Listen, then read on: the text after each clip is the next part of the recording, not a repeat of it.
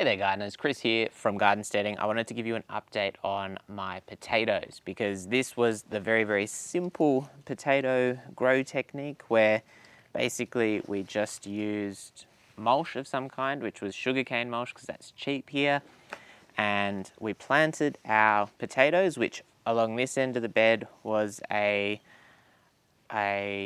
purple Russian potato, I think it was, and everything was growing pretty well. And then it wasn't. And so, just dug down to see whether I could find any potatoes perhaps growing down in there. And basically, there was just one large rotted jelly that was probably once a potato. So, there we go. Now, I will say, perhaps my mistake in this situation was I added a little bit of cow compost soil, and I layered that in the hopes that it would give the potatoes more to grow in. And I think what I should have done is had that at the very bottom, then my straw or my mulch, and then put the potatoes in and then mounded up the potatoes with the straw, because that just seems like it would have been a, bit of a better idea. Can we, oh yeah, look, oh, okay. So we've just pulled a potato out and it's actually in decent condition, but again, there's some very rotted potatoes in here, which I'll give you a look at.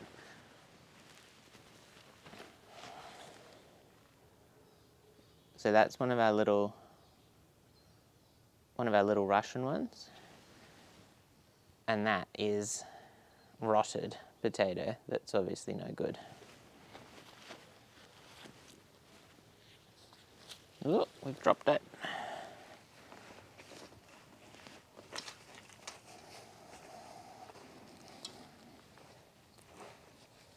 Oh, wait.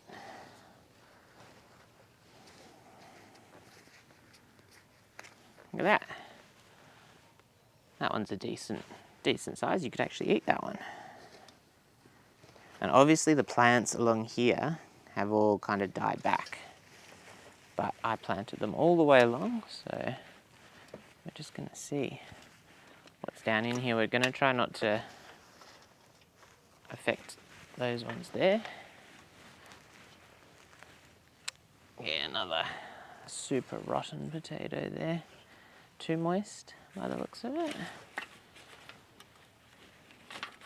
And it does have kind of that rotting potato smell. Not as bad as it is in the kitchen when you forget one in the back of the cupboard, but it's just kind of there. So moving towards the back of the bed, we've actually had some of the desiree potatoes dying off as well. So some of them are green and some of them are very dead. And interestingly, we've actually got some mushrooms growing in here as well, which they look kind of like oyster mushrooms, which, yeah, I'm not too sure about on that one. So we're mainly going to dig this up because it's probably too early, but they have died off, and I just want to see what's going on under here. Ah, now, not that far down. Off this one here is a little very baby desiree potato. We're up to 3. That one, I'm not really sure if you'd even be able to eat that. Oh no, look. That one's a decent size. So we've got 2, I would say, properly of edible size.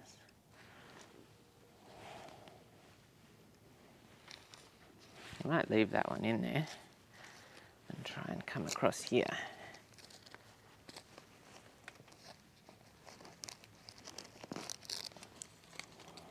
Oh, there's a worm there. So 1 rotting potato. And another way too small one. Oh, there's a couple of small ones here. Lots of worms. Put that rotten one back in there.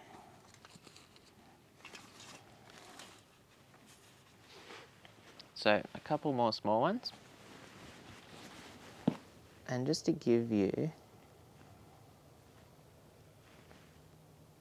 an idea of what seems to be growing around the potatoes is these weird mushrooms. So yeah, is that an oyster mushroom? I don't know.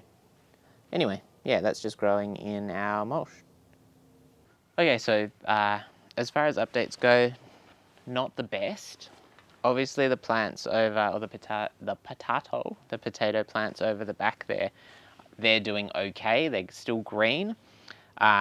Definitely looking at it, I feel like probably the mistake I've made, and this wasn't a recommendation, it was just me experimenting, was putting the layers of sugarcane mulch and then putting that little layer of that cow compost in between. Seems like it's captured too much moisture, and that's why we've got the rotting potatoes.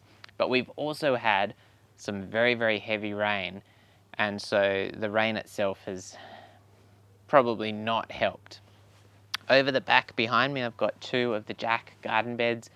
At the moment, my wife and I are fighting over who gets which one, because we've got some different projects.